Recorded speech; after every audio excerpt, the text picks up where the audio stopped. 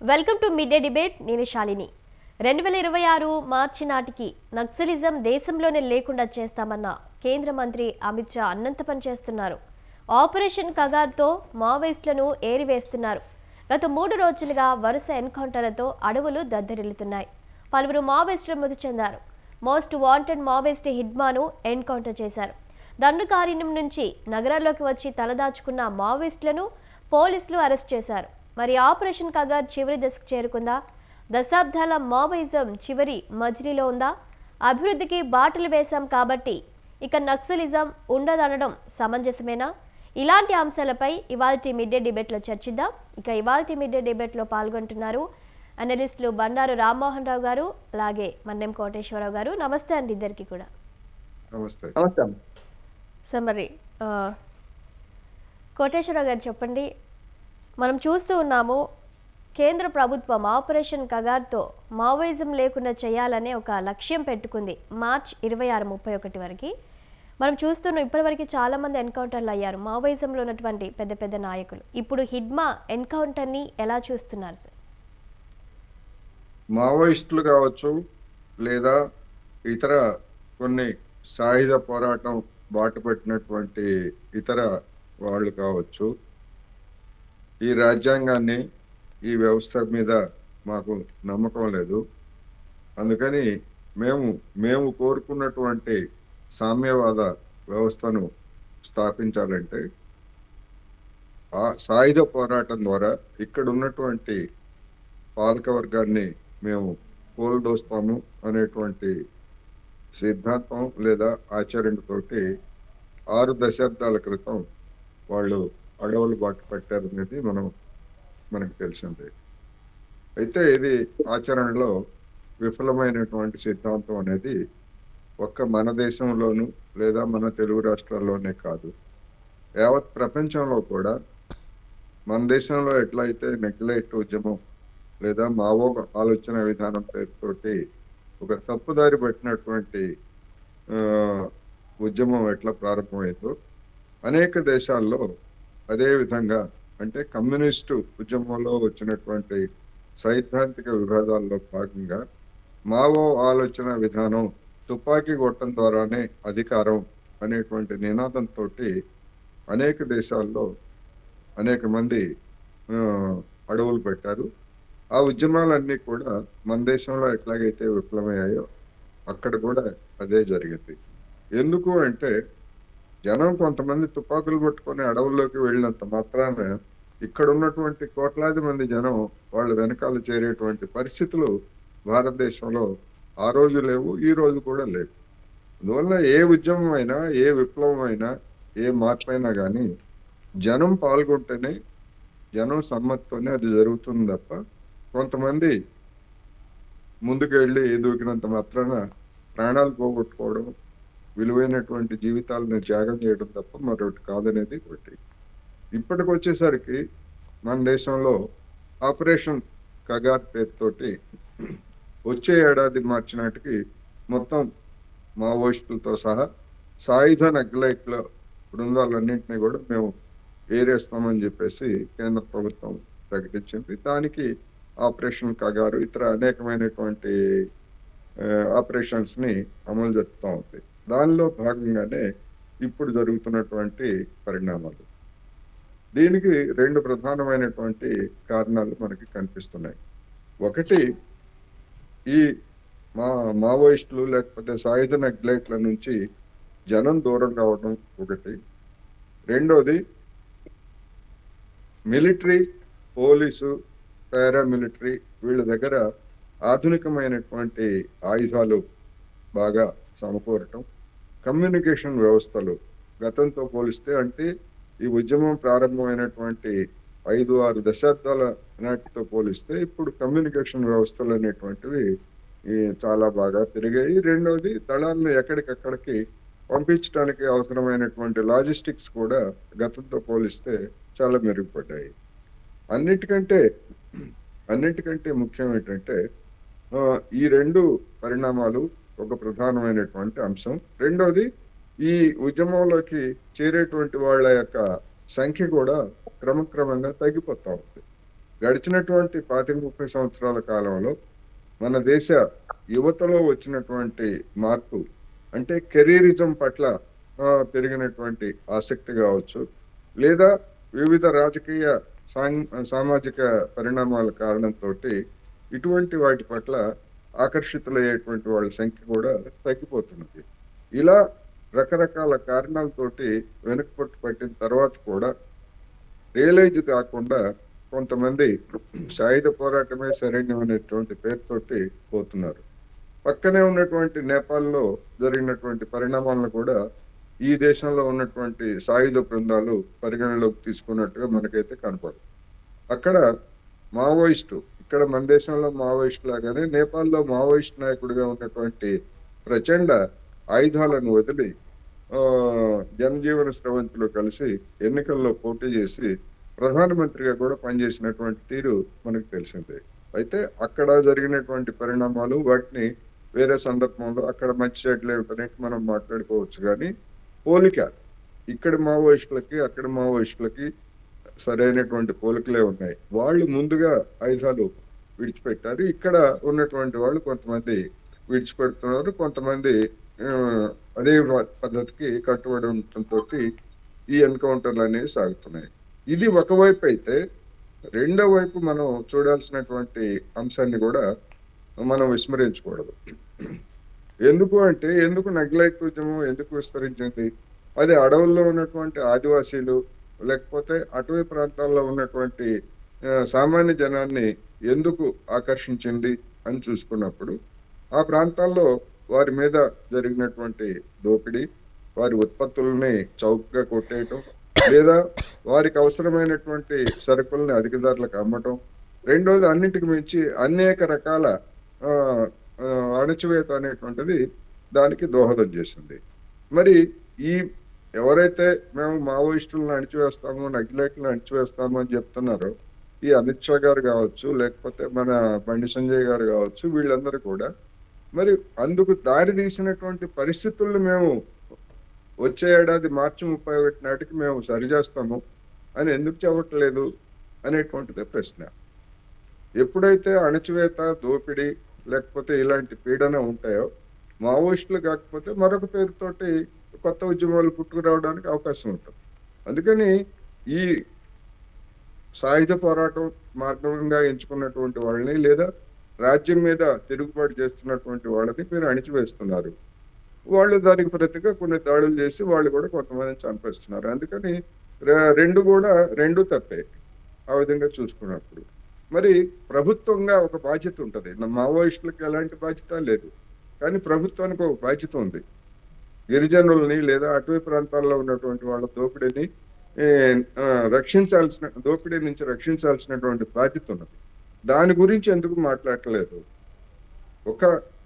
వాళ్ళు మాట్లాడకపోవటమే కాదు, ఈ మీడియాలో కూడా ఏకపక్షంగా ఇంకేముంది నక్సలైట్లను మొత్తాన్ని అంతం చేస్తారు. ఏముంది, వీళ్ళకి ఉన్నటువంటి ఆయుధ సంపత్తి, మిలిటరీ, కొద్దిమందిగా ఉన్నటువంటి వాళ్ళని అణిచివేయడం పెద్ద సమస్య కాదు. కానీ దానికి అనువైనటువంటి పరిస్థితులను ఏమిటి అనేటువంటిది ఏ మీడియా కానీ ఎవరైనా ప్రశ్నిస్తున్నారా అంటే ఖచ్చితంగా లేదనే చెప్పాలి.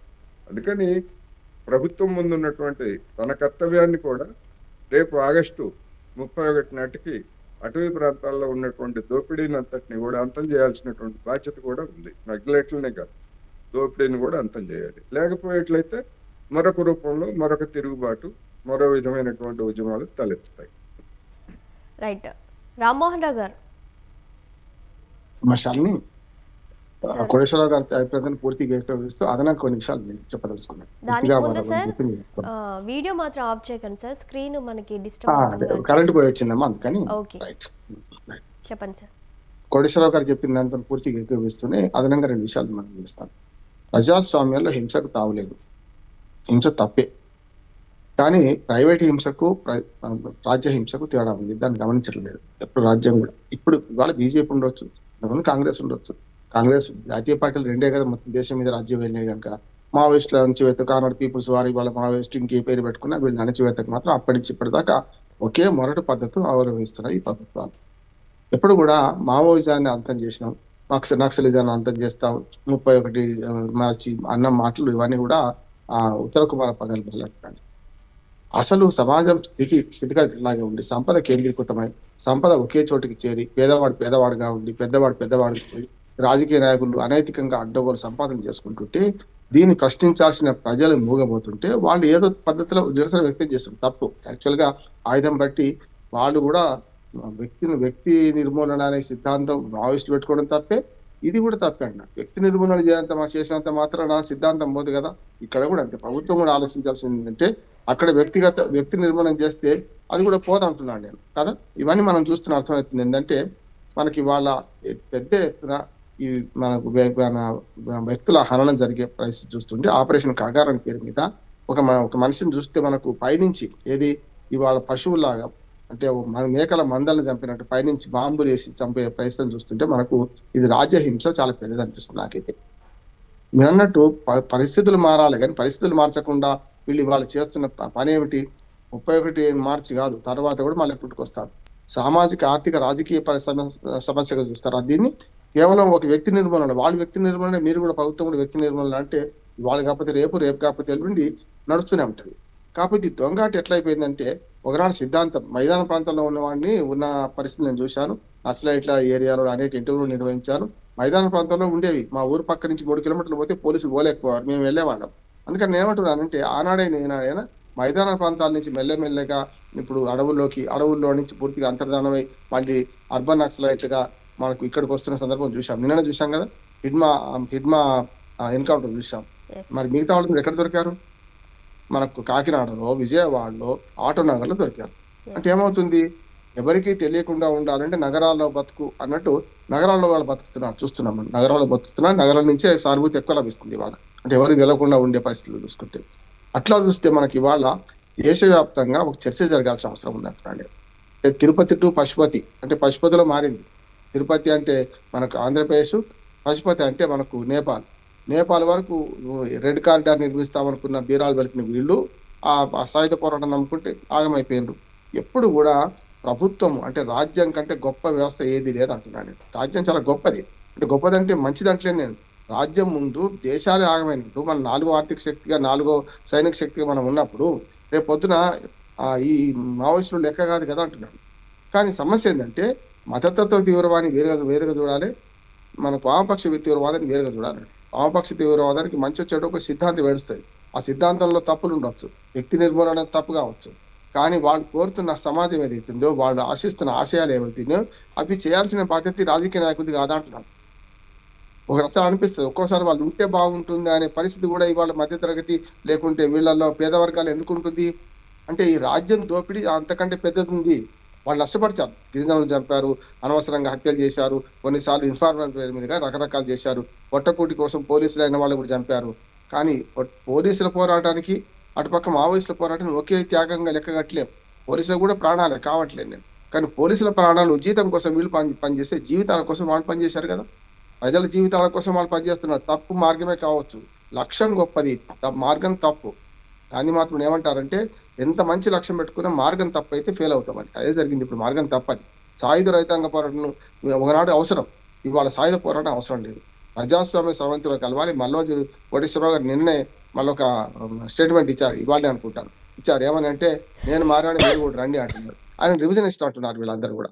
ఒక మాట చెప్తాను విమర్శాన్ని. నేను ఏమంటున్నానంటే దీన్ని 2 రకాలు చూడాలి. మావోయిస్టు పోరాటాన్ని ఓ రకంగా చూడాలి, మతతత్వ తీవ్రవాదాన్ని ఓ రకంగా చూడాలి. మతతత్వ తీవ్రవాదం దగ్గర మనం దేశాల మధ్యన కాంప్రమైజ్ అయిపోతున్నాం.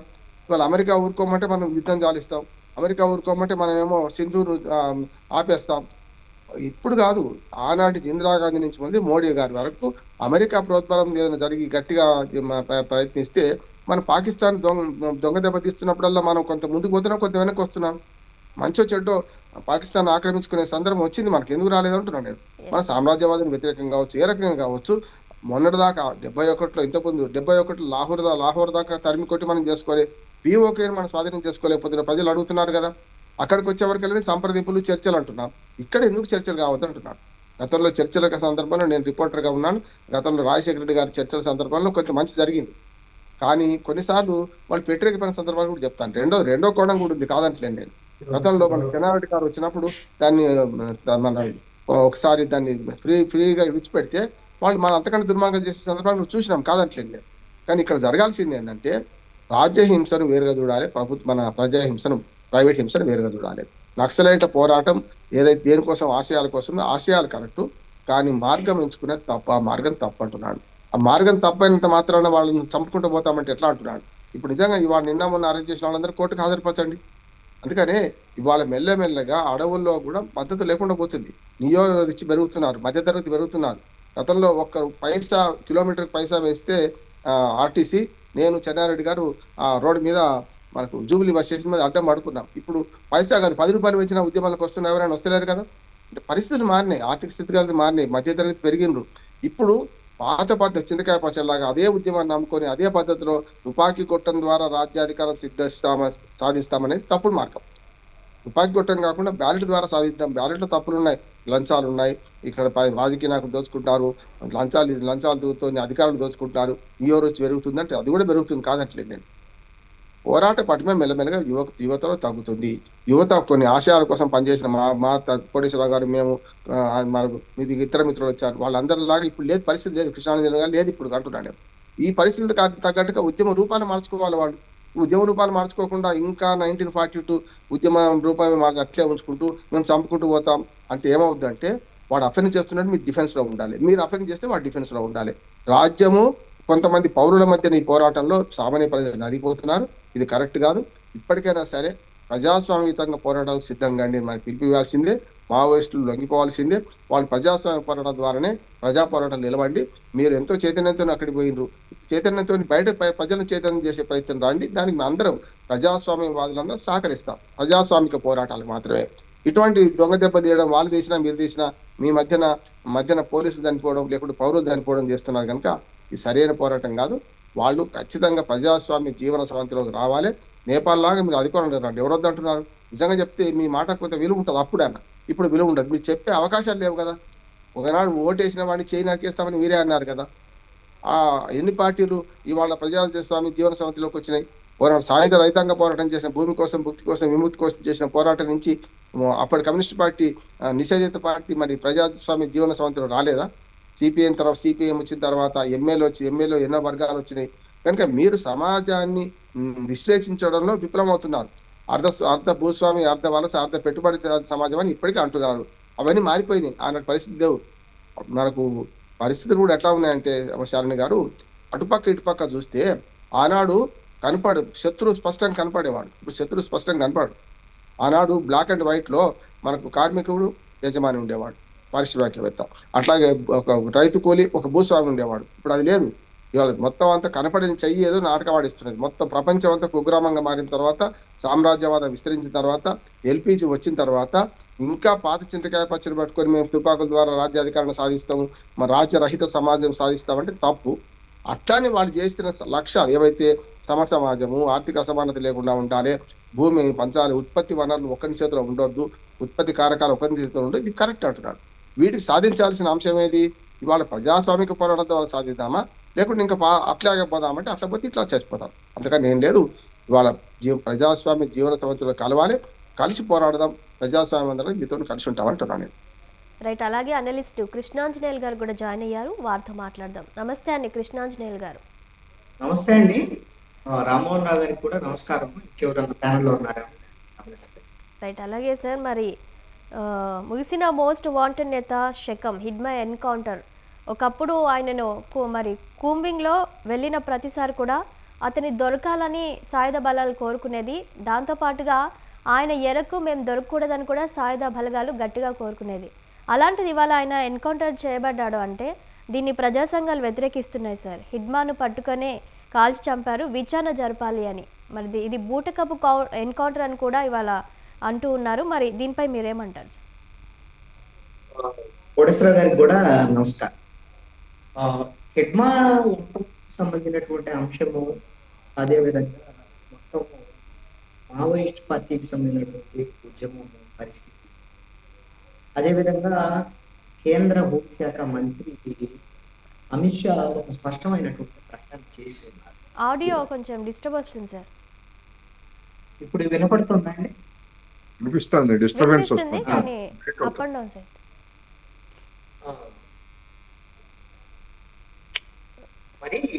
ఒకటి, ఆయన కేంద్ర మంత్రి అమిత్ షా స్పష్టమైనటువంటి ఒక ప్రకటన చేశారు.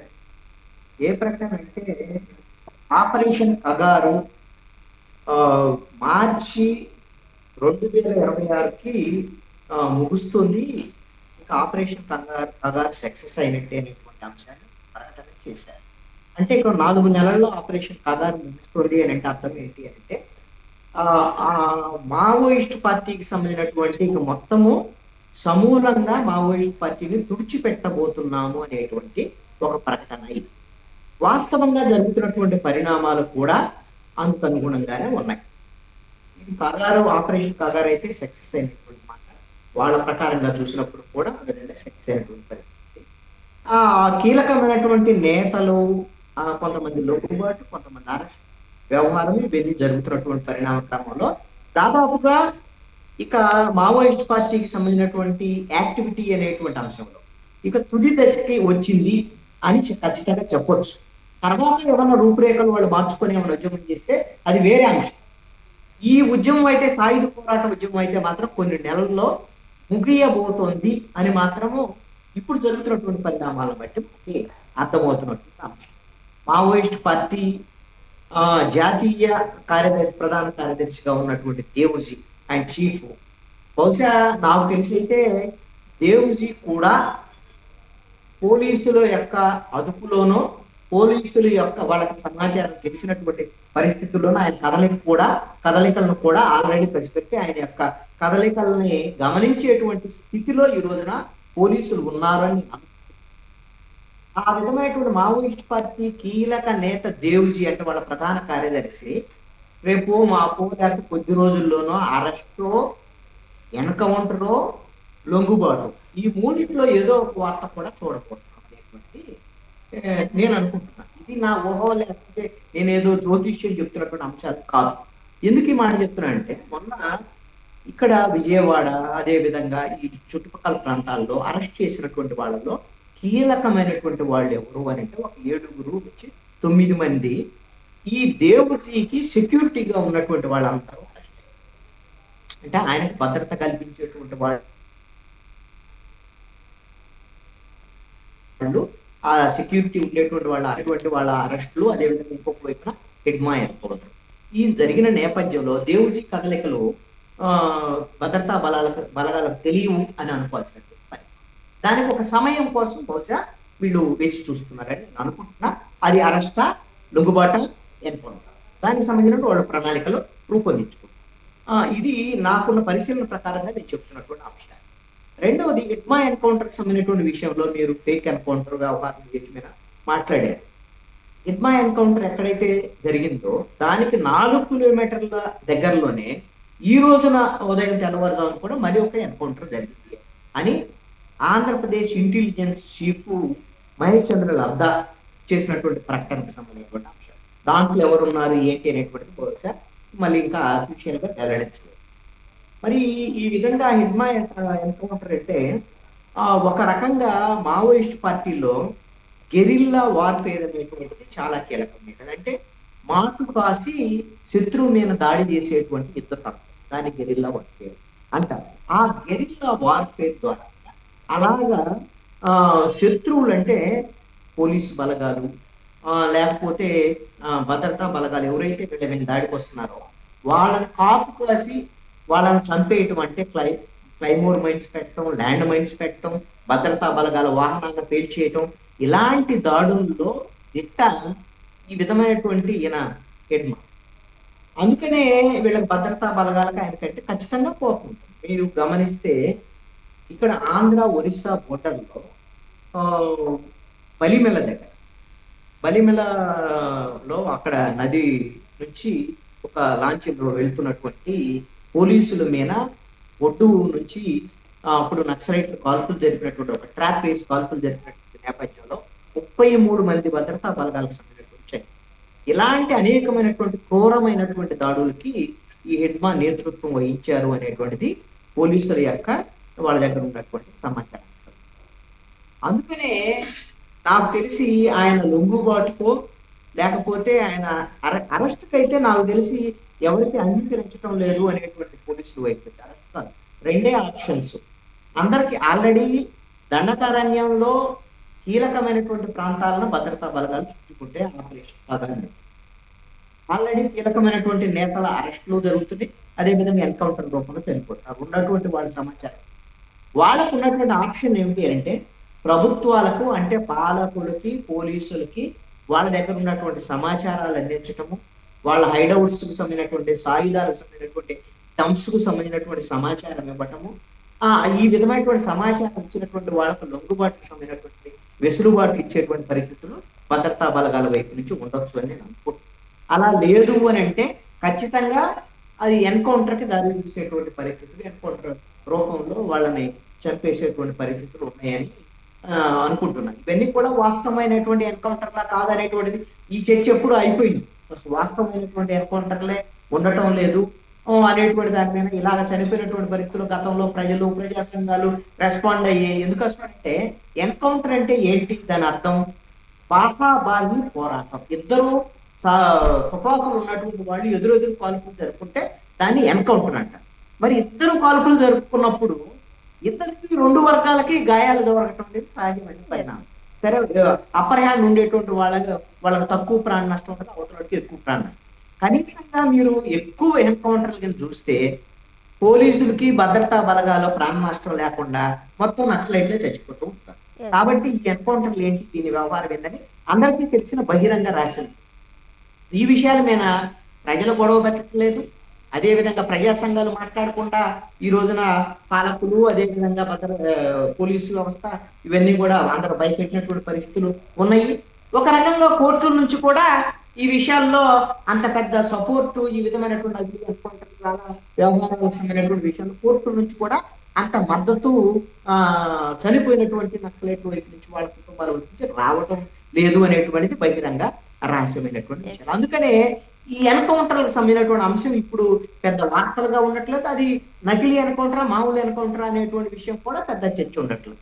కాబట్టి ఎన్కౌంటర్ అంటే బాహాబాహి కలుపులేని వ్యవహారం అనేది లేదు అనేటువంటి అర్థమవుతున్నటువంటి అంశం. పట్టుకొని వచ్చి కాల్చారా లేకపోతే ఎలా కాల్చారు ఏంటి అనేటువంటిది బహిరంగంగా ఇది ఎవరు అంగీకరించినా అంగీకరించకపోయినా ఇవి నకిలీ ఎన్కౌంటర్లుగా వీళ్ళు పాలకులు అంగీకరించకపోయినా వాస్తవంలో ఇదే.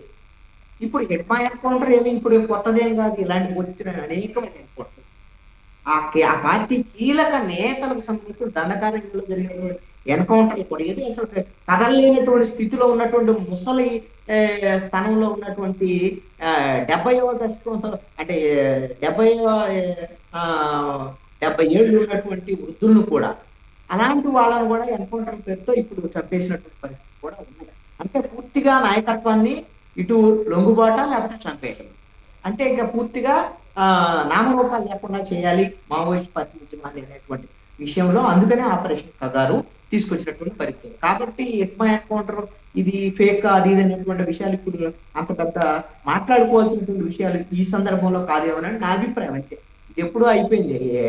ఓటకప్ ఎన్కౌంటర్ విషయం ఎప్పటి నుంచో జరుగుతున్నటువంటి ఈ ప్రాక్టీస్ కి అందరూ అలవాటు పడేవారు. అలాగని మరి దాన్ని మనం అంగీకరిస్తామా అంగీకరించమంటే మన అంగీకారంతో పని లేదు. అసలు మన యొక్క వ్యతిరేకతతో కూడా పట్టించుకునేటువంటి పరిస్థితిలో పాలకులు లేరు, పోలీసులు.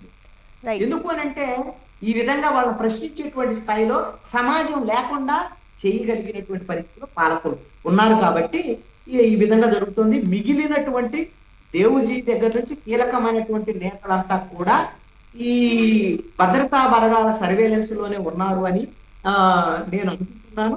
అది సమయానుకూలంగా వాళ్ళ అరెస్ట్లో లొంగుబాటులో ఎన్కౌంటర్లో కొద్ది రోజుల్లో నెలల్లోనే ఇది చూడొచ్చు అని కూడా నేను అనుకుంటున్నాను. అందుకు అనుగుణంగానే మొత్తం పాలకులు వాళ్ళ యొక్క వైఖరి ముందుకెళ్తారు. రైట్. మరి కోటేశ్వర గారు నిన్న మరి ఎంపీ బండి సంజయ్ ఒక కామెంట్ చేశాడు, మావోయిస్టుల చావులకు అర్బన్ నక్సల్స్ కారకులు, వారి మాటలు నమ్మి ప్రాణాలు కోల్పోవద్దని. అసలేంటి సార్ అర్బన్ నక్సల్స్ అంటే ఏంటి? అర్బన్ నక్సల్స్ అంటూ లేరండి, రూరల్ నక్సల్స్ లేదా ఫారెస్ట్ నక్సల్స్ అంటూ ఎవరో ఉండరు. అదొక భావజాలం. ఆ భావజాలాన్ని సమర్థించేటువంటి వాళ్ళు కావచ్చు లేదా అభిమానించేటువంటి వాళ్ళు కావచ్చు, ఎక్కడైనా ఉండొచ్చు.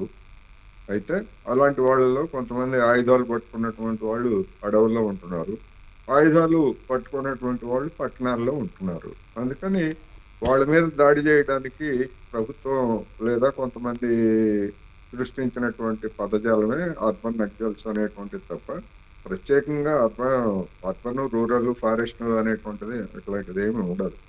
అందుకని అభిమానించడమా లేదా అనేటువంటిది వ్యక్తిగతమైనటువంటి అంశం. ఉదాహరణకు మరి కొంతమంది అర్బన్ నక్సల్స్ అంటున్నారు. ఇవాళ అనేక మంది కాషాయ నినాదాలతోటి, కాషాయ వ్యవహారాలతోటి అనేక మంది వచ్చి రోడ్ల మీద వీరంగం వేస్తున్నారు. మరి వాళ్ళ మాటలు నమ్మి అనేక మంది జీవితాలను నాశనం చేసుకుంటున్నటువంటి వాళ్ళు కూడా ఉన్నారు కదా. అందుకని అది ఏ భావజాలమైనా కొన్ని జీవితాలను నాశనం చేసేటువంటిది అయ్యేట్లయితే దాన్ని కూడా ఖండించాలి. అందుకని ఒక అర్బన్ నక్సల్స్ అనేటువంటి వీళ్ళనే ఎందుకు ఖండించాలి? దేశం మొత్తంగా నిన్న మనం చూసాం, 10 ఏళ్ల క్రితం ఉత్తరప్రదేశ్లో ఆవు మాంసం పెట్టుకున్నారు ఇంట్లో అని చెప్పేసి కొంతమంది నినాదాలు చేసుకుంటూ వచ్చి దాడి చేసి అఖ్లక్ అనేటువంటి అతన్ని చంపేశారు. చంపేస్తే ఇప్పుడు అది దానిలో ఏం పెద్ద విశేషం ఏమీ లేదని చెప్పేసి అక్కడ ఉన్నటువంటి ప్రభుత్వం వాళ్ళ మీద ఉన్నటువంటి కేసులన్నీ ఎత్తేసింది. మరి దాన్ని ఏమన్నాం? ఆ ఉగ్రవాదాన్ని ఏమనాలి? అటువంటి వాళ్ళని ఏమనాలి? మరి చట్టంగా ఒక ప్రభుత్వము, కోర్టులు ఉంటాయి. ఒకవేళ సాక్ష్యాలు లేకపోతే లేదా వాళ్ళు నేరస్తులు కాకపోతే కోర్టులు కొట్టేస్తాయి. కానీ ప్రభుత్వం, యోగి ఆదిత్యనాథ్ ప్రభుత్వం కేసులను ఎత్తేయడం ఏమిటి? అందుకని ఈ దేశంలో జరుగుతున్నటువంటి అనేక వాటిల్లో ఇప్పుడు అర్బన్ నక్సల్స్ లేకపోతే నక్సల్స్ అనేటువంటి వాళ్ళు మరి ఈ కాషాయ ఉగ్రవాదులు లేకపోతే కాషాయ దళాలు వీళ్ళతో పోల్చుకుంటే చాలా తక్కువ. వీళ్ళు అన్ని చోట్ల లేరు కదా. మొత్తం దేశం అంతటా విస్తరించి ఆవు కనిపిస్తే చాలు ఎవడో చంపేస్తున్నాడు అనే పేరుతో ఎవడో వాడిని వెంటాడి చంపేస్తున్నారు. గడ్డ ఉంటే చాలు వాడు ముస్లిం అని చెప్పేసి చంపేస్తున్నారు. అందుకని ఈ దేశంలో జరుగుతున్నటువంటి అనేకమైనటువంటి అక్రమాలు ఇంకా పెచ్చు పెరిగిపోతున్నాయి. అందుకని అర్బన్ నక్సల్స్ అనేటువంటిది అర్థం లేని మాట. అవయాలం ఉండొచ్చు, అది తప్పైతే కావచ్చు, సమాజం తెలుస్తుంది. ఇది వీళ్ళు ఆ భావజాలంతో ఉన్నటువంటి వాళ్ళు ఏదైనా అసాంఘిక కార్యకలాపాలకు పాల్పడినా లేదా చట్ట వ్యతిరేకమైనటువంటి కార్యకలాపాలకు పాల్పడినప్పటికీ చర్యలు తీసుకోవడానికి యంత్రాంగానికి, కోర్టులకి అందరికీ అధికారం ఉంది. శిక్షించండి. ఎందుకు ప్రచార దాడి ఎందుకు చేయాలి అంటే ప్రభుత్వ విధానాలతోటి విభేదించేటువంటి భావజాలం ఉన్నటువంటి వాళ్ళందరికీ అర్బన్ నక్సల్స్ అని ముద్ర వేస్తున్నారు. ఇది అన్యాయం. ఇది నేను చెప్పచ్చు. రైట్. రామ్మోహన్ రావు గారు, మనం చూస్తున్నాము స్త్రీలు అన్ని రంగాల్లో రాణించాలి అని ఒక నినాదం ఉంది. కానీ వాళ్ళ మావోయిస్ట్లో చూస్తే కూడా చాలా మంది కనిపిస్తున్నారు స్త్రీలు. ఎందుకని? అంటే కొన్నిసార్లు ఈ వ్యూహాలు, పార్టీల వ్యూహాలు ఇట్లా ఉంటాయన్నమాట. అంటే మహిళలను ఎవరు అనుమానించారని చెప్పి చూస్తున్నాం కదా. నిన్న మన కాకినాడలో కానీ ముఖ్యంగా ఆటోనగర్ విజయవాడ దొరికిన దానిలో ఒక అపార్ట్మెంట్ లో కూలీలుగా పరిచయం చేసుకొని వాళ్ళు అక్కడ ఉన్నారు. నేనేమంటున్నాను, వీళ్ళందరూ దేశ పౌరులు కదా. ఎక్కడి నుంచో ఆఫ్ఘనిస్తాన్ నుంచో పాకిస్తాన్ నుంచి రాలే వీళ్ళందరూ కూడా. ఎప్పుడు చెప్తున్నాను, మన దేశ పౌరులు, మన దేశంలో ఉన్న అవకతవకల మీద పోరాడుతున్న వాళ్ళు. భావజాలని మనం నియంత్రించలేం కదా మనం. అందుకని వాళ్ళు మహిళలు పెట్టుకోవడానికి ఒక డిఫెన్స్ గా, అంటే వరకం చెప్పాలంటే కొందరు పిల్లలను, కొందరు మహిళలను చాలాసార్లు ఉగ్రవాదులు అందరూ అట్లా వాడుకుంటుంటారు. ఇక్కడ కూడా ఏమైందంటే అర్బన్ మనకి ఎక్కడైతే ఎవరికి తెలియకుండా ఉండాలంటే మన పట్టణాల్లో బతకన్నట్టు అక్కడ వాళ్ళందరూ కూడా హిడ్మా రక్షణ దళంలో కొందరు, ఇంతకుముందు కృష్ణాంజనేయ గారు చెప్పారు కదా, కొందరు ఇప్పుడు మన దొరికిన వాళ్ళు ఉన్నారు. పూర్తిగా ఆయన చుట్టూ ఉండేవాళ్ళు కొందరు అందరూ కూడా. అట్లాగే తిరుపతి అన్న మనకు ఆయన పేరు మీద కూడా ఆయన పక్కన ఉన్న వాళ్ళు కూడా బయటకు వచ్చి చూస్తున్నారు. అందుకనే ఈ మహిళలు పెట్టుకోవడానికి వ్యూహాత్మకంగా ఎవరి వ్యూహం వాళ్ళకు ఉంటుంది. అందుకని మహిళలు ఉన్నారు, ఇందులో కూడా ఉన్నారు చాలాసార్లు. ఇప్పుడు కొత్త కాదు కానీ గతంలో విద్యావంతులు వెళ్ళేవారు. మెల్లమెల్లగా లంపేన్ వెళ్ళింది. ఇప్పుడు జరిగింది ఏంటంటే అర్బన్ నక్సలిజంలో పెద్ద మార్పు ఏంటంటే, అంతకుముందు కొంత సిద్ధాంత బలం ఉన్న వాళ్ళు, పెద్ద మంచి చదువుకున్న వాళ్ళు నాయకత్వ స్థానంలో ఉంటే ఆపరేషన్ అన్ని కూడా చేసేవారు. హిడ్మా కూడా అంతే. తర్వాత అన్ని నేర్చుకున్నాడు కానీ అన్ని భాషలు వచ్చు, ఒక రకంగా వ్యూహకర్త. కానీ ఇప్పుడు మన నక్సలిజంలో కొంతవరకు లంపేన్ చేరడం వల్ల కూడా కొన్ని సమస్యలు వస్తున్నాయి. అదే మన మతతత్వ తీవ్రవాదంలో మొత్తం అది ఇప్పుడు మన డాక్టర్లు, ఇంజనీర్లు అక్కడ చూస్తున్నాం కదా. నిన్న పట్టుకున్న వాళ్ళు ఎవరు వాళ్ళందరూ కదా. ఇంతకుముందు కృష్ణాంజనేయ గారు ఒక మంచి పాయింట్ రేజ్ చేశారు. ఇప్పుడు మనకు ఈ ఎన్కౌంటర్ల గురించి అనుమానాలు మాట్లాడే పరిస్థితి కూడా లేకుండా అయిపోయింది. Yes. గతంలో ఉండేవి మీకు తెలుసు, మీరు నేను అంతా రిపోర్టింగ్ లో ఉన్నాం కనుక వెళితే పరస్పరం ఘర్షణ మన ఎన్కౌంటర్ జరిగినప్పుడు ఇటుపక్క అటుపక్క నష్టం జరిగేది. కానీ ఇద్దరు కట్టుకథలు చెప్పడం వల్ల ఇప్పుడు దాని మీద ఎవరికి విశ్వసనీయత లేకుండా పోయింది. నేను చాలాసార్లు బాలగోపాల్ లాంటి కొట్లాడినా ఓ రిపోర్టర్కి, అయ్యా మీరు నిజమైన ఎన్కౌంటర్ నిజమైన ఎందుకు ఒప్పుకోవడం లేదు, ఒప్పుకుంటే మీ మాట విలువ ఉండేది. మీరు వాళ్ళు పోలీసులు కట్టుకథలుతారు, చంపిన వాళ్ళలో చేతిలో తుపాకీ పెట్టేసి అంటే ఒకసారి తుపాకీ పేలితే ఆ తుపాకీ చేతులు అట్లాగే ఉంటుందా? వెళ్ళకిల పడతాడు, చేతిలో తుపాకీ ఉంటుంది, పుస్తకం ఉంటుందో చేతిలో పుస్తకం, చేతిలో అంబేద్కర్ పుస్తకం పట్టుకున్నట్టు ఉంటుంది. ఎట్లా ఉంటుంది? ఇది తప్పు కదా. పోలీసులు అదే కట్టుకథలు చెప్పారు, ఈ నక్సలైట్లకు మద్దతు ఇచ్చే ప్రజా సంఘాలు పౌర హక్కుల సంఘాలు అదే చెప్పినాయి. అందుకని ఇద్దరి మాటలు నమ్మకుండా పోయిన ప్రజలు. ఇన్నిటికంటే సమాజం నుంచి డిటాచ్ అయ్యారు వీళ్ళందరూ కూడా. సమాజంలో ఏం జరుగుతుంది ఏం చూడకుండా ప్రపంచమే కుగ్రామంగా మారిన సందర్భంలో ఆర్థిక సంబంధాలు మారినాయి, మనకు శత్రు సంబంధాలు మారినాయి. నేను చెప్పాను కదా, కనపడని చెయ్యేదో నాటకం ఆడిస్తుంటది గతంలో. ఇప్పుడు గతంలో కంటే డైరెక్ట్ గా శత్రువు కనపడతలేడు. ఈ పరిస్థితులలో ఉద్యమ రూపాన్ని మార్చుకోవాల్సిన బాధ్యత అవసరం వాళ్ళకు ఉండే, నక్సలైట్లకు ఉండే. వాళ్ళ ప్రజాస్వామిక ఉద్యమాల ద్వారా మాత్రమే ఉద్యమాలు తీసుకురావాలి. ఇట్లా ఎక్కడో అడవుల్లో ఉంటే ఏమవుతుందంటే రెండు పోలీసుల అప్పర్ హ్యాండ్. ఒకసారి అయితే ఇంతకుముందు చెప్పారు కానీ నదిలో 30 మంది పోలీసులు చంపేశారు, వాళ్ళ అప్పర్ హ్యాండ్ అయింది. ఇంకోసారి వీళ్ళు చచ్చిపోతారు, వీళ్ళది అప్పర్ హ్యాండ్. అసలు నిజంగా అసలు పోరాట రూపం పోయింది. ఏమైంది? వీళ్ళు రక్షించుకోవడానికి వాళ్ళు రక్షించుకోవడానికి ఇటు పోలీసులు, అటేమో నక్సలైట్లు ఒకరి మీద దాడులు చేసుకోవడం, మానవహరణం, నరమేధం జరగడం జరుగుతుంది. కనుక ప్రభుత్వం అర్థం చేసుకోవాల్సింది ఏంటంటే, ముఖ్యంగా బండి సంజయ్ లాంటి వాళ్ళు అర్థం చేసుకోవాల్సింది ఏంటంటే, ఇవాళ లవ్ జిహాద్ మీద, మోరల్ పోలీసింగ్ మీద, ఆఖరికి మన ఉస్మానియా కోటేశ్వరరావు గారు ఎక్కడో ఉత్తరప్రదేశ్ చెప్తున్నారు, మన పక్కనే ఉస్మానియా యూనివర్సిటీలో ఘర్షణలు చూశాం కదా, బియ్యం తింటున్నారని చంపేసిన సందర్భాలు లేవు, కొట్టిన సందర్భాలు లేవా? అందుకనే ఎక్కడో లేదు, మన పక్కనే, మన ఇంటి పక్కనే ఉన్నారు వాళ్ళు. కాషాయ జెండాలు పట్టుకుని తిరుగుతూనే ఉన్నారు వాళ్ళు ఇష్టం ఉన్నట్టు. ఏది పడితే అది మోరల్ పోలీసింగ్ చేస్తున్నారు. 14 ఫిబ్రవరి నాడు మీరు పట్టుకొని తంతున్నారు ఎవరిని పడితే వాడిని. అంటే చట్టాన్ని చేతిలో తీసుకునే ఇటువంటి వాళ్ళు నక్సలైట్లా, లేకపోతే నిజంగా ఏదో మంచి చెడు ఓ ఆశయం కోసం తప్పే చేస్తున్నారు ఆ మాట్లాడే వాళ్ళు నక్సలైట్లా? అట్లా ఆ రకన అయితే ఈ నక్సలైట్ పెద్ద నక్సలైట్లు అంట, ఈ నక్సలైట్ పెద్ద ద్రోహం చేస్తున్నారంట. పెట్టుబడిదారు సామ్రాజ్యాన్ని రక్షించుకోవడానికి పెట్టని గోడగా ఓ మతాన్ని ఉపయోగించుకుంటారు, కొందరు ఉపయోగించుకుంటారు, కులాన్ని కొందరు ఉపయోగించుకుంటున్నారు, రకరకాల సామ్రాజ్యవాదాన్ని పెంచి పోషించడానికి మీరు ఉపయోగించుకుంటారు. వాళ్ళ ఆర్థిక సంబంధాలు మారడం వల్ల వస్తున్న సమస్యలు సంధికాలంలో ఉన్నాం. వాళ్ళు మారాలి, వీళ్ళు మారాలి అంటున్నాడు. ఇవాళ దేశంలో ఆపరేషన్ కగార్ పేరు మీద ఇంకా 50 మంది 100 మందిని చంపినా ఆ భావజాలను చంపలేరు. ఆర్థిక అసమానతలు పోవాలి, అందరికీ విద్య అందాలి, ఉత్పత్తి వనరులు అందరికీ సమానంగా అందాలి. మంచోడు పెద్దోడు పెద్దగా పోతున్నాడు, ధనవంతుడు అవుతున్నాడు, పేదవాడు మరింత పేదవాడుతున్నారు. దానికి పెద్ద ఉదాహరణ అవసరం లేదమ్మా శాలిని గారు. ముంజేది కంకణానికి అర్థం ఎందుకు? ఇవాళ అనుచిత ఉచితాల వైపు ప్రజలు పోతున్నా లేదా? వాళ్ళు ఇందిరమ్మ చీరలు వస్తున్నారు, ఇందిరమ్మ చీరలు తీసుకోవడానికి తండోపత్రాలు పోతున్నారు లేదా? ఓటుకు 500కు 1000 రూపాయలకు అమ్ముడు పోతున్నారా లేరా? ఇంతకంటే ఇంకేయాలి ఉదాహరణ? పేదలు మరింత పేదలు అవుతున్నారు. దానికి రేషన్ కార్డుల సంఖ్య పెరుగుతుందా తగ్గుతుందా? మనకు ఎన్నికల లంచం తగ్గుతుందా పెరుగుతుందా? 500 నేను 2 రూపాయల లంచం నుంచి 2 రూపాయల నోట్ నుంచి చూస్తున్నా, రూపాయల నోట్ నుంచి చూస్తున్నాయి ఓటుకు డబ్బులు ఇవ్వడం.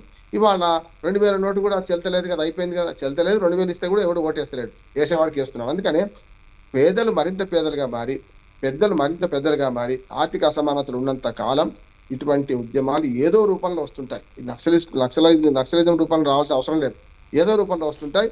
అవి రహస్య స్థావరాలు ఏర్పాటు చేసుకొని ఎక్కడో అడవుల నుంచి కొట్లాడితే రాదు, ప్రజల మధ్య ఉండి కొట్లాడాలి, ప్రజాస్వామ్య ఉద్యమాలు నిర్మించాలి. ప్రజాస్వామ్య ఉద్యమాలకు ప్రజలను సంసిద్ధత చేయాల్సిన బాధ్యత ఈ విప్లవ సంఘాలది, ప్రజా సంఘాలు అంటున్నాను.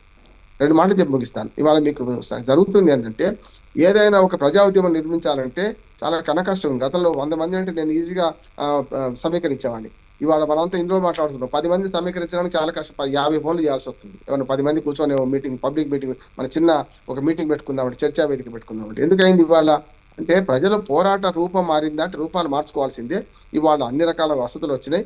కానీ ఇప్పుడు ఏమవుతుందంటే, ఒక ఉద్యమ రూపం తీసుకుందామంటే ప్రజలు కానీ యువజన సంఘాలు కూడా, నేను దాదాపు 60-70 యువజన సంఘాలు సాధించాను. ఇవాళ యువత అంతా కెరీర్, ఇంతకుముందు ఫస్ట్ క్వశ్చన్ చెప్పారు, కెరీర్ మీద పోతున్నారు. మా ఉద్యోగం, మా జీవితం, మా చిరునామా ఉద్యోగం, శ్రీరామ రక్ష. సామూహిక ఉద్యమాల పట్ల ఇప్పటి యువత ఆకర్షించబడతలేరు. ఎవడి జీవితం వాడదనుకుంటున్నారు, ఎవడు ఐసోలేట్ అయి బతుకుతున్నారు, పక్క ఇంటి వాడు కూడా తెలియకుండా బతుకుతున్నారు. ఇది ఘోరమే. సమాజంలో ఒక రకంగా చెప్పాలని అనాగరికం అంటున్నాను. మనిషి సంఘజీవి, రాజకీయ జీవి కూడా. ఇది విడిచిపెట్టి మా తరం వాళ్ళందరూ ఈ ప్రయత్నం చేశారు. కృష్ణాంజనేయులు కానీ, కోటేశ్వరరావు గారు కానీ, నేను కానీ మనం చేసిన చూసాం. మేము ఇప్పటి తరం అట్లా లేదు. స్వార్థము, మాకేం వస్తుంది మేమేం చేస్తాం అంతవరకు. అయితే ఏమైతుంది, దీన్ని ఎవరైతే ఉద్యమించాల్సిందో వాళ్ళు మత్తులో వస్తున్నాం. వాళ్ళ సారా మత్తులో మనకు ఊళ్ళల్లో జనం ఉంటున్నారు. ఇవాళ ఆఖరి యువతనంతా కూడా మత్తు పదార్థాలు, మాదక ద్రవ్యాల మత్తులో వాళ్ళు ఉంటున్నారు. ఈ ప్రజలు ఇష్టారాజ్యం భరతుని పట్టణం. అందుకని ఇవాళ ఈ మొత్తం కారణం ఏంటంటే సామ్రాజ్యవాద దోపిడీకి అనుకూలంగా ఏ ప్రభుత్వం వచ్చినా పనిచేస్తుంది. బీజేపీ ఒకటే కాదు, మొన్నటిదాకా ఉన్న కాంగ్రెస్ అదే, రేపు కన్నా కాంగ్రెస్ వస్తే అదే చేస్తుంది. వాళ్ళు మాట్లాడుకుంటారు రాజకీయం కోసం, వీళ్ళ మీద వాళ్ళు, వాళ్ళ మీద వాళ్ళు అంటుంటారు. అసలైన రాజకీయ, ఆర్థిక, సామాజిక సమస్యగా నక్సలిజాన్ని గుర్తించకపోతే ఇవాళ ఇది అణచివేయబడినట్టు కనపడుతుంది. కానీ ఇది కేవలం క్యాన్సర్ పుండును మార్చినట్టు కాదు. క్యాన్సర్ మూలాలు అక్కడే ఉన్నాయి. ఈ క్యాన్సర్ మూలాలు మార్చకుండా మీది పుండుకు రేడియేషన్ పెడితే సాధ్యం కాదు, మనం చచ్చిపోతాం. రైట్. కృష్ణాంజనేయులు గారు, కోటేశ్వర గారు మీరు చెప్పండి సార్. ఇవాళ మనం చూస్తున్నాం, మరి జాతీయంగా చూస్తే ఒకటి కాంగ్రెస్ పార్టీ, మరొకటి బీజేపీ. సో కాంగ్రెస్ పార్టీ ఉన్నప్పుడు కూడా ఇలాంటి నక్సలిజంని ఎప్పుడు ఎంకరేజ్ చేయలేదు. ఎన్కౌంటర్లు జరిగాయి, అయినా కూడా మరి గతంలో చర్చలు జరిపారనేది మనం వింటున్నాం. మరి బీజేపీ కూడా ఒక్కసారి మరి విమర్శలు ఎందుకు ఎదుర్కొంటుంది? చర్చలు జరిపే ప్రసక్తి లేదు అనే ఈ స్థాయికి ఎందుకు వచ్చింది? ఎందుకు విమర్శలను ఎదుర్కొంటుంది? మరొకటి, ఖనిజ వనరులను కార్పొరేటర్లకు అప్పగించడానికే ఇది కేంద్రం చేస్తున్నటువంటి కుట్ర అనే విమర్శను కూడా ఎదుర్కొంటుంది. మొత్తం ఒక అడవులు లేకపోతే అటవీ సంపదే కాదు, దేశంలో ఉన్నటువంటి సంపదల్ని, దేశంలో ఉన్నటువంటి ప్రభుత్వ రంగ సంస్థలన్నింటినీ కూడా జగనమ్మేసి కారు చౌకగా కార్పొరేట్లకు అప్పగించడానికి కుట్ర జరుగుతూ ఉంది. అందుకని నగ్జల్స్ అనేటువంటి వాళ్ళు అడవుల్లో ఉన్నారు కనుక వాళ్ళకి మేము ఈ అడవి సంపదను కాపాడటానికి అనేది వాళ్ళు చెప్పొచ్చు. కానీ మొత్తం మైదానాల్లో ఉన్నటువంటి సంపదలు కావచ్చు, అడవుల్లో ఉన్న అన్ని సంపదలని ప్రభుత్వాలు ఉన్నాయి. కాంగ్రెస్కి బీజేపీకి ఏమిటి తేడా అంటే అధికారాన్ని పంచుకోవడం, తమను ఆశ్రయించినటువంటి వాళ్ళ యొక్క ప్రయోజనాలను కాపాడటం దగ్గర వచ్చేటువంటి తగాదా తప్ప సైద్ధాంతిక పరంగా బీజేపీకి, కాంగ్రెస్కి లేదా ప్రాంతీయ పార్టీలుగా ఉన్నటువంటి బీఆర్ఎస్కి లేదా తెలుగుదేశం పార్టీకి, వైసీపీకి ఇట్లాంటి వాటికి ఏమీ తేడా లేదు. ఒకే చట్టంలో ఇవన్నీ కూడా పనిచేస్తున్నాయి. ఈ దేశంలో సంస్కరణల పేరుతోటి కొన్ని విధానాలను ప్రవేశపెట్టింది కాంగ్రెస్ పార్టీ. నరేంద్ర మోడీ గారు ఏం చెప్తున్నారు, ఆ సంస్కరణలు నేను మరింత వేగంగా అమలు జరుపుతున్నాను అని చెప్తున్నారు తప్ప ఆ సంస్కరణలకు నేను వ్యతిరేకం, కాంగ్రెస్కి వ్యతిరేకం అంటారు. కానీ కాంగ్రెస్ ప్రవేశపెట్టినటువంటి విధానాలకు వ్యతిరేకం లేదా ఆ విధానాలను మేము అమలు జరపనేటువంటి మాట ఎక్కడ మోడీ గారిని కావచ్చు లేదా మోడీని సమర్థించేటువంటి వాళ్ళు కావచ్చు, బీజేపీ గారు కావచ్చు.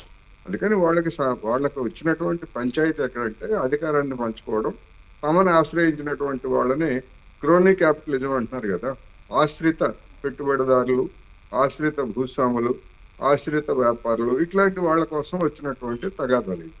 అందుకని నక్సలైట్లను అణచివేయడంలో కాంగ్రెస్ అయినా, తెలుగుదేశం పార్టీ అయినా, బీజేపీ అయినా, బీఆర్ఎస్ అయినా ఎవరైనా కానీ ఒకటే. ఎందుకని వాళ్ళు మొత్తం అధికార యంత్రాంగం చెప్పినట్టు వినేటువంటి వాళ్ళు తప్ప ప్రత్యేకమైనటువంటి విధానాలు వాళ్ళకేమీ లేవు. కాకపోతే మధ్యలో మేము చర్చలు జరుపుతామని రాజశేఖర రెడ్డి లాంటి వాళ్ళు చెప్పొచ్చు. కానీ రాజశేఖర రెడ్డి చెప్పినా కానీ తర్వాత మరి అరే రాజశేఖర రెడ్డి పాలనలో కూడా మరి అణచివేతలు ఇట్లాంటివన్నీ కూడా సాగాయి కదా, చర్చలు సాగాయి, అణచివేతలు సాగాయి. అందుకని ఈ పార్టీల మధ్య విభేదాలు అనేటువంటివి ఒట్టి పైకి చెప్పుకునేటువంటి కబుర్లు తప్ప నిజమైనటువంటి మౌలిక విభేదాలు అయితే లేవు. అందుకని మరి పోనీ వీళ్ళు నక్సలైట్స్ కూడా ఆ విధంగా ఏమి చూడట్లేదు. ఏ పార్టీ అధికారంలో ఉన్నా తమ కార్యక్రమాన్ని తాము కొనసాగిస్తున్నారు కనుక వాళ్ళకి కూడా ఏ పార్టీ అనేటువంటిది ఏమీ లేదు. ఈ నేపథ్యాన్ని చూసినప్పుడు ఇప్పుడు ప్రత్యేకంగా బీజేపీ దాని గురించి ఎందుకు వస్తూ ఉందంటే ఈ నక్సలైట్స్ ఉద్యమం రకరకాల కారణాలతోటి వెనుకపట్టు పట్టి దానిలో అనేక మంది కోవర్ట్లు చేరి, పోలీస్ ఏజెంట్లు చేరి మొత్తం వాళ్ళ ఆయువు పట్లన్నీ కూడా ఇవాళ భద్రతా దళాల చేతుల్లో ఉన్నాయి కనుక వాళ్ళందరినీ కూడా మట్టు పెట్టడానికి చాలా సులభంగా ఉంది. అందుకని దీన్ని కూడా ఒక ప్రచారాస్త్రంగా వాడుకుంటున్నారు. తర్వాత ఏమవుతుంది? మార్చి 31 తర్వాత ఏమవుతుంది? మరి ఎప్పుడైనా చెప్పారా అమిత్ షా గారు మార్చి 31 తర్వాత దేశంలో జరిగేటువంటి మార్పులు ఏమిటనేటువంటిది Yes. మాట్లాడరు. ఎందుకంటే మార్చి 31 అనేటువంటిది ఒక మైండ్ గేమ్. ఆ మైండ్ గేమ్ ప్రకారం అప్పటి వరకు గరిష్టంగా ఎంతమంది దొరుకుతుంది అంతమంది చంపేస్తారు. అవసరం అనుకున్నటువంటి వాళ్ళని మమ్మ తీసుకుంటారు, లేనటువంటి వాళ్ళని చంపేస్తారు. ఇప్పుడు జరిగినటువంటి ఎన్కౌంటర్లు కూడా నా అభిప్రాయం ప్రకారం అయితే వాళ్ళు ఎక్కడో దొరికారు. వాళ్ళు ఆ దొరికినటువంటి వాళ్ళని సెలెక్టివ్ గా తీసుకొని చంపేస్తున్నారు. ఆ తిరుపతి అనే అతను కూడా బహుశా దొరికి ఉంటాడు. అతన్ని కూడా మళ్ళా కొద్ది రోజులు ఒకేసారి చేస్తే ఆ, అది ప్రచారానికి కూడా వాళ్ళకి ఉపయోగించుకోవాలి కనుక మెల్లమెల్లగా తర్వాత లేపేసినా కూడా ఆశ్చర్యం లేదు. అందుకని ఖచ్చితంగా ఇవి ఎన్కౌంటర్లు అనేటువంటివి ఇవాళ హిట్మా ఎన్కౌంటర్ కావచ్చు, లేదా అనేక ఎన్కౌంటర్లు అనేటువంటివి గుట్కా ఎన్కౌంటర్లు వాళ్ళు పట్టుకొని కాల్చి చంపేశారు అనేది మాత్రం నేను స్పష్టంగా చెప్పదలుచుకున్నా. రాబోయేటువంటి రోజుల్లో మరి ఇంకా ఏ విధమైనటువంటి పరిణామాలను చూడాల్సి వస్తుందో మనం అయితే ఊహించవచ్చు. రైట్. అలాగే కృష్ణాంజనేయులు గారు మీరేమంటారు? ఇప్పుడు అడవులలో నుంచి నగరాల్లోకి తలదాచుకోవడానికి వస్తున్నారు అంటే అక్కడ ఆశ్రయం ఇస్తున్నారు ఎవరో ఒకరు, అంటే ప్రజలు మావోయిజాన్ని ఎంకరేజ్ చేస్తున్నారు అనుకోవచ్చా? ఇక్కడ ఒక అంశం ఏంటంటే విజయవాడకో లేకపోతే ఇంకో నగరానికో వచ్చినటువంటి వాళ్ళు ఇక్కడికొచ్చి తలదాచుకోవటానికో ఇక్కడికి వచ్చి ఏదో ఆపరేషన్ చేయటానికో ఏమీ రాలేదు. నేను దానికి సంబంధించినటువంటి పోలీస్ ఆపరేషన్స్ దీని మీద యాజ్ ఎ రిపోర్టర్గా నాకున్నటువంటి అవగాహన మేరకు నేను చెప్తున్నాను. ఇది ఆపరేషన్ కగార్ సక్సెస్ అవుతున్నటువంటి నేపథ్యంలో ఎవరైతే ఈ ఆపరేషన్ కగార్ ఎక్కడ దండకారణ్యంలో జరుగుతుంది, దండకారణ్యం చుట్టూ ఉన్నటువంటి ఇంతకు ముందు మావోయిస్టు ప్రభావిత రాష్ట్రాలు ఏవైతే ఉన్నాయో ఆయా రాష్ట్రాల్లో భవిష్యత్తులో మళ్ళీ మావోయిస్టు పార్టీకి సంబంధించినటువంటి యాక్టివిటీస్ ఏ స్థితిలో కూడా మళ్ళీ పునరావృతం కాకుండా ప్రజల్ని భయపెట్టేటువంటి ఆలోచన, ఇలాంటి ఆలోచనలు ఉన్నటువంటి వాళ్ళని భయపెట్టేటువంటి క్రమంలో ఈ విధంగా ఆయా రాష్ట్రాలకి దొరికినటువంటి మావోయిస్టులను పంచి దాంట్లో అరెస్టులు అదేవిధంగా లొంగుబాట్లు చేస్తున్నటువంటి పరిస్థితి. ఈ పంచేటువంటి మాట ఎందుకు వాడాను అని అంటే దొరికిన ఇప్పుడు ఆపరేషన్ కగార్ జరుగుతుంది దండకారణ్యంలో, మొత్తం మిగిలినటువంటి ఏ కొద్ది మంది ఉన్నా అందరూ దండకారణ్యంలోనే ఉన్నారు. ఒకప్పుడు మన నల్లమల్లో కూడా ఉండేవాళ్ళు. నల్లమల్లని పూర్తిగా రాజశేఖర రెడ్డి బతికున్న సమయంలోనే 2004 నుంచి 2009 మధ్యలో మొత్తము ఎరాడికేట్ చేశారు. మొత్తం దండకారణ్యంలో ఉన్నటువంటి నక్సలైట్లు తుపాకులతో సహా విజయవాడకి ఎలా వస్తారు? విజయవాడకి ఏ విధంగా వచ్చి ఉంటారు? ఎలా సాధ్యమైంది? తుపాకులు ఉన్నటువంటి వాళ్ళు వెళ్ళి పోలీసులు వెళ్ళి లేపి పట్టుకునేటువంటి అరెస్ట్ చేసేటువంటి పరిస్థితి ఉంటుంది. ఆ తుపాకులతో వచ్చిన వాళ్ళు వాళ్ళ జాగ్రత్తలు వాళ్ళు ఉంటారు, వాళ్ళు తిరిగి దాడి చేస్తారు, లేకపోతే దాడి చేసే ఆలోచనలతో వచ్చున్నా కానీ ఏదో ఒకటి జరిగింది కదా.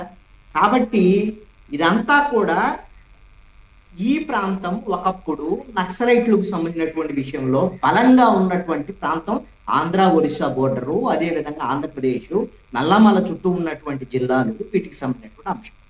ఇక ఆపరేషన్ కగార్ నేపథ్యంలో ఈ నక్సలైట్లకు సంబంధించినటువంటి సమస్య అంతా సమస్య పోతున్నటువంటి ఈ నేపథ్యంలో ప్రభావిత రాష్ట్రాలు గతంలో ఏవైతే ఉన్నాయో ఆయా రాష్ట్రాల్లో భవిష్యత్తులో ఇంకెక్కడ ఇలాంటి సమస్య పునరావృతం కాకుండా ఉండటం కోసం ఈ విధంగా విజయవాడ కొంతమందిని కాకినాడ ఇలాంటి ప్రాంతాలకు తరలించి ఆ తర్వాత అరెస్టులు చూపించినటువంటి పరిస్థితి ఉంది అని. మామూలుగా అయితే అరెస్టులకి పోలీసులు అంగీకరించట్లేదు అనేటువంటి మాట ఇందాక చెప్పారు. ఒకటి లొంగుబాటు జరగదు, లేదంటే ఎన్కౌంటర్ జరగదు. అరెస్ట్ ఎందుకు జరిగింది అని అంటే ఈ ప్రాంతంలో ఒకవేళ ఇంకా వీళ్ళకి ఏదన్నా అనుమానం ఉంది పోలీసులకి, ఎవరన్నా ఒకళ్ళో ఇద్దరో మనకు తప్పిపోయినటువంటి వాళ్ళు ఎవరైనా ఉంటారేమో ఎవరైనా వస్తారేమో అనేటువంటి దాని మీద, అలా ఉంటే పోలీసులు పట్టుకుంటారు అనేటువంటి ఒక భయాన్ని క్రియేట్ చేసేటువంటి ఆలోచనల్లో భాగంగా జరిగినటువంటి అరెస్టులు. ఈ విధంగా వచ్చి ఇక్కడ షెల్టర్ తీసుకోవటమో, ఇక్కడ షెల్టర్ ఇచ్చేటువంటి పరిస్థితితో సాయుధులకు షెల్టర్ ఇవ్వటమో, అలాంటి సానుభూతి పరులు ఉండేటువంటి పరిస్థితులు ఆంధ్రప్రదేశ్లో లేవు. అలాంటి వాతావరణం ఎప్పుడో పోగొట్టేశారు. అలాంటి పరిస్థితులు కూడా మాట్లాడేటువంటి పరిస్థితులు కూడా వాళ్ళ ఇందాక కోటేశ్వరరావు గారు అన్నారు, వాళ్ళ సిద్ధాంతానికి సంబంధించి అభిమానించే వాళ్ళు లేదా అంగీకరించే వాళ్ళు, అలాంటి పరిస్థితులు కూడా బయటకు మాట్లాడేటువంటి పరిస్థితులు ఈ రోజున లేవు. అలాంటి పరిస్థితుల్లో 20 మంది 30 మంది యాడ్ నుంచి తుపాకులు తీసుకొని విజయవాడకు వస్తారు. ఇది జరిగే పని కాదు. సరే, పోలీసులు మీ అరెస్టులకు సంబంధించి ఇది నక్సలైట్లే కాదు, ఏ అరెస్టులు అయినా ఏం చేస్తారు, ఆల్రెడీ వాళ్ళని పట్టుకొని 2-3 రోజులు విచారించి వాళ్ళకి కావాల్సింది రాయించుకొని అందుకు అనుగుణంగా ఇదిగో ఇక్కడ రైల్వే స్టేషన్ దగ్గర పారిపోతుంటే తుపాకీ పారిపోతుంటే పట్టుకుంటున్నాం అని చాలా అన్ని కేసులు చెప్తారు కదా. దొంగతనం బంగారం తీసుకొని ఉరుకుతుంటే ఇక్కడ పట్టుకున్నామని చెబుతారు. అప్పటికే వారం రోజుల నుంచి వాళ్ళ దగ్గర ఉంటాడు, ఆ బంగారాన్ని రికవరీ కూడా తీసుకుంటారు. అలాగనే ఈ నక్సలైట్లు కూడా ఇప్పుడు ఎవరైతే దేవుజీకి భద్రతగా ఉన్నటువంటి వాళ్ళు మిగతా వాళ్ళు వీళ్ళందరూ కూడా దండకారణ్యంలో వీళ్ళ పోలీసుల అదుపులోకి వచ్చినటువంటి వాళ్ళే. వాళ్ళని ఇక్కడికి తీసుకొచ్చి ఈ అరెస్టులు చూపించడం ద్వారాగా ఈ విధమైనటువంటి భవిష్యత్తులో ఇలాంటి ఏ విధమైనటువంటి యాక్టివిటీస్ ఈ ప్రాంతంలో జరగకుండా వ్యూహాత్మకంగా ప్రభుత్వాలు అదేవిధంగా దర్యాప్తు సంస్థలు వ్యవహరిస్తున్నటువంటి తీరు ఇది. అందుకని ఇక్కడ నేను కీలకమైనటువంటి 2 ప్రస్తావనలు చేయవచ్చు. మనము ఈ పైన జరిగేటువంటి ఘటనలకు సంబంధించినటువంటి అంశాలను ఎలాగూ అనేక సందర్భాల్లో చర్చిస్తాం కాబట్టి ప్రారంభంలో రామ్మోహన్ రావు గారు కోటేశ్వర గారు ఏం మాట్లాడారో నేను వినలేదు, వేరే పనిలో వింటాం. ఇక్కడ నేను ఒక అంశాన్ని మాత్రం ప్రస్తావించాను. మావోయిస్ట్ పార్టీ భారతదేశంలో ఈ ఉద్యమము దాదాపుగా తుది దశకి చేరింది అనడానికి ఆ మాట అనేదానికి జరుగుతున్నటువంటి పరిణామాలను బట్టి నేను ఆ మాట అనడానికి ఏమీ సంశయించున్నాను. అయితే దీనికి కీలకమైనటువంటి 4 దశలు ఉన్నాయి. అది ఆంధ్రప్రదేశ్లోనే అలాంటి అంశాలకి పునాది పడింది అనేటువంటిది మాత్రం చెప్పదలుచుకున్నాను. అదేంటి అని అంటే ఇందాక ప్రస్తావన చేశారు కోటేశ్వర గారు, చర్చలకు సంబంధించినటువంటి అంశం. రాజశేఖర్ రెడ్డి ఆ రోజున కాంగ్రెస్ ప్రభుత్వము చర్చలకు పిలవటం వెనక అసలు వ్యూహము, అంతే తప్ప వాళ్ళనేదో పిలిచి వాళ్ళకేదో మేలు చేయాలనేటువంటి ఆలోచన కాదు. కానీ ఆ రోజునగిన మావోయిస్టు పార్టీ ఒక చారిత్రాత్మకమైన నిర్ణయం తీసుకున్నది. ఆ నిర్ణయము తీసుకున్నటువంటి నిర్ణయం ఈ రోజున సమూలంగా వాళ్ళు మొత్తం కనుమరుగయ్యేటువంటి పరిస్థితి వచ్చింది. కానీ ఆ రోజున ఇంకొక తరహాలో నిర్ణయం తీసుకొని ఉంటే కనీసంగా ఉనికి ఉండేది అనేటువంటిది నా యొక్క అభిప్రాయం. అదేంటి అంటే చర్చలకు పిలిచినటువంటి సందర్భంలో ఆ రోజున CPI-ML పీపుల్స్ వార్గా ఉన్నటువంటి నక్సలైట్ పార్టీ ఇక్కడ చర్చలకు వచ్చిన తర్వాత హైదరాబాదులో ఒక చారిత్రాత్మకమైనటువంటి ప్రకటన చేశారు. CPI-ML మావోయిస్ట్ పార్టీగా మేము రూపాంతరం చెందుతున్నాము అనేటువంటి విషయాన్ని వాళ్ళు ప్రకటించారు. దాన్ని ఏదో చారిత్రాత్మకమైనటువంటి విషయంగా ప్రకటించుకున్నారు. కానీ అదే సందర్భంలో అదే సమయంలో పక్కనే ఉన్నటువంటి హిమాలయాల సరిహద్దుల్లో ఉన్నటువంటి నేపాల్లో మావోయిస్టులు అక్కడ బలమైనటువంటి ఉద్యమాల్లో ఉన్నటువంటి వాళ్ళు ఈ సాయుధ పోరాటాన్ని పక్కన పెట్టి ప్రజాస్వామ్య ఉద్యమాల్లోకి వచ్చారు. ఆ తర్వాత కొంతమంది పరిపాలించారు, ఇబ్బందులు ఉన్నాయి, ఇవన్నీ వేరే అంశం. అదే తరహాలో భారత మావోయిస్టులు కూడా నేపాల్ తరహాలో ప్రజాస్వామ్య ఉద్యమాల వైపు ముందుకెళ్ళి ఉంటే ఆ చర్చలను ఉపయోగించుకొని ఖచ్చితంగా ఇప్పుడు కనీసంగా ఉద్యమం బతికి ఉండేది అనేటువంటి నా యొక్క ఆ రోజు తీసుకున్నటువంటి ఒక రాంగ్ డెసిషన్ ఇది. దాన్ని ఆ చర్చలను ఉపయోగించుకొని మరింత బలం పొందాలని మావోయిస్టులు అనుకున్నారు. కానీ పాలకులు ఆ చర్చలను ఉపయోగించుకొని కీలకమైనటువంటి నేతలందరూ బయటికి రావటం, వాళ్ళ యొక్క కదలికలను తెలుసుకోవటం, వాళ్ళ ముఖ కవళికలను తెలుసుకోవటం, అదేవిధంగా చాలా మంది రాష్ట్ర జీవితం గడిపేటువంటి వాళ్ళందరూ ప్రభుత్వం సీజ్ ఫైర్ ప్రకటించి ఒక స్విచ్ ఇస్తే అందరూ వాళ్ళ ఊర్లోకి వచ్చారు. వాళ్ళందరూ కూడా వచ్చేసి వాళ్ళ యొక్క హైడౌట్స్ తెలుసుకున్నారు, భద్రతా బలగాలు ప్రభుత్వాలు వాళ్ళ యొక్క రూపురేఖలు తెలుసుకున్నారు. అన్ని తెలుసుకున్న తర్వాత రాజశేఖర రెడ్డి ప్రభుత్వం ఎన్కౌంటర్ స్టార్ట్ చేసినటువంటి 2 ఏళ్లలోనే మొత్తము నల్లమలకు సంబంధించినటువంటి మొత్తం దీన్ని ఎరాడికేట్ చేసినటువంటి పరిస్థితి ఉంది. మొత్తం ఎన్కౌంటర్లు, అదేవిధంగా లొంగుబాట్లు 2-3 సంవత్సరాల్లో మొత్తం ఆంధ్రప్రదేశ్ కి సంబంధించినటువంటి మొత్తము నక్సలైట్లకు సంబంధించినటువంటి సమస్యలు చేసింది. అయితే ఇక్కడ కీలకమైన వెంటనే ముగిస్తాను నేను. ఒకటి, మీరు ఇందాక బీజేపీ కాంగ్రెస్ సంబంధించినటువంటి ప్రస్తావన చేశారు. ఆపరేషన్ కగార్ అనేటువంటిది కాంగ్రెస్ ప్రభుత్వం యూపీఏ ప్రభుత్వం తీసుకొచ్చినటువంటి 2009లో తీసుకొచ్చినటువంటి ఆపరేషన్ గ్రీన్ హాంట్ కొనసాగింపు.